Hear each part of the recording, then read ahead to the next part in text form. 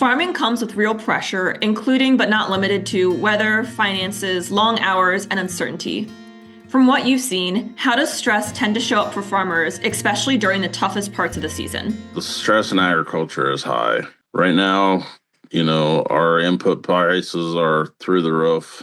We've suffered a lot with the weather the last couple of years, especially here where I am here in Southern Ohio.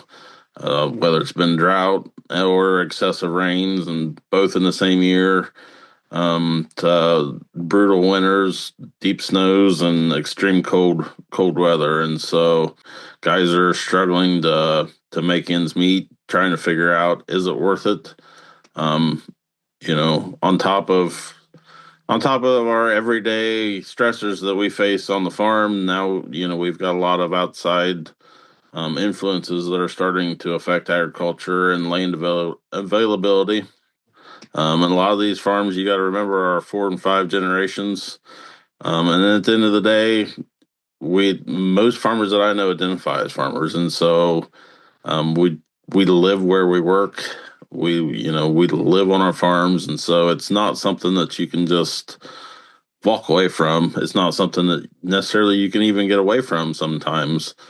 Because it's who you are, it's what you do. Agriculture is in a tough spot, but we've been here before, and if we can, identify our stressors and find good ways to cope with that, we'll get through it again.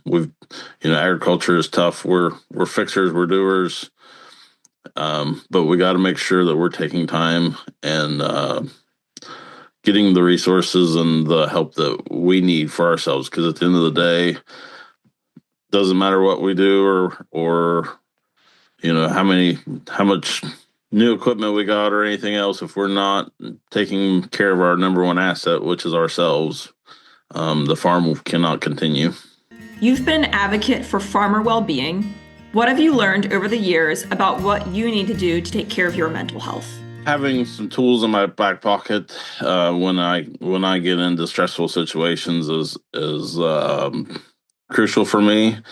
I say make sure you got your 5. I got 5 guys in my phone that I make sure that I have conversations with, where I can call up a buddy and he's pretty much going through the same thing, and we can have those conversations.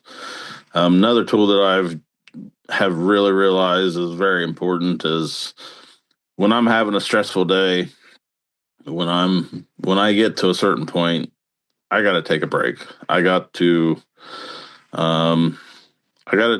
just chill out, whether that's me going for a ride around the county just to clear my head, or I remember one spring was having issues with my planter, and just kept trying to get it fixed and kept nothing was going right, and eventually I just said, I'm done. I gotta walk away.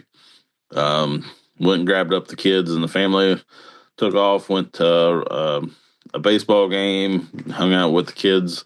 Even though it was in the middle of planting season, at the end of the day, the work isn't going anywhere. But if I've learned by taking the time to clear my head, clear my thoughts, that when I do come back to it, I can accomplish the task so much better and faster. And Mantherapy.org is a free website that uses humor to cut through the stigma and help men check in on themselves. What parts of man therapy do you think resonate most with farmers? You can look through and kind of read through what some of the symptoms are of, whether it's depression or anxiety or, whatever else. And, a lot of times as farmers, we're fixers, we're doers. We're the ones that take care of the newborn calf. We're the one that, and we know what the symptoms are, to look for to fix, whatever is broke.